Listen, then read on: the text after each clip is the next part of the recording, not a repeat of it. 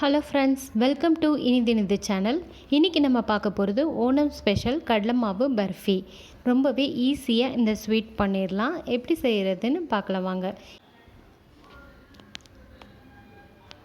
வீட்டில் இருக்கக்கூடிய பொருட்களை வச்சே ஈஸியாக பண்ணிடலாம்.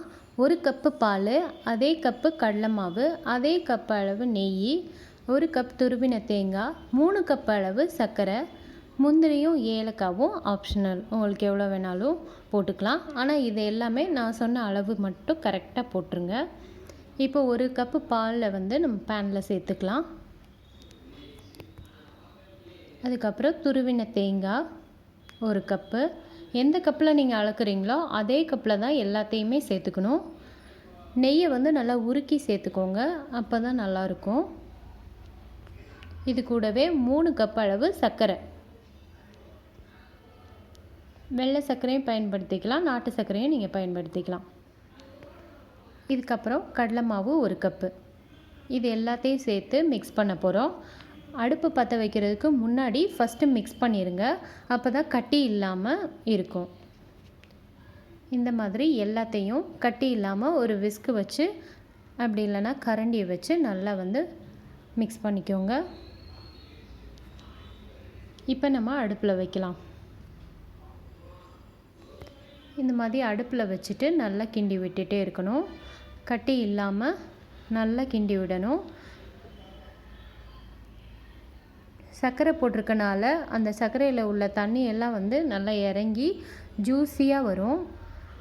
இதை நல்லா கெட்டியான பதத்துக்கு கொண்டு வரணும். அது வரைக்கும் நல்லா கிண்டி விடணும். அடுப்பை மீடியம் ஃப்ளேம்லேயே வச்சு நல்லா கிண்டி விடுங்க. நல்லா கட்டி இல்லாமல் பொறுமையாக கிண்டி விடுங்க. இதோட லாஸ்ட்டு டெக்ஸ்சர் தான் ரொம்ப முக்கியம். இப்போ நம்ம ஏலக்காய் தூள் சேர்த்துக்கலாம். இது கொஞ்சம் திக்காக ஆரம்பிச்சிருச்சு. இந்த ஸ்டேஜ் பாருங்கள், இந்த ஸ்டேஜ் கரெக்டாக இருக்கும்.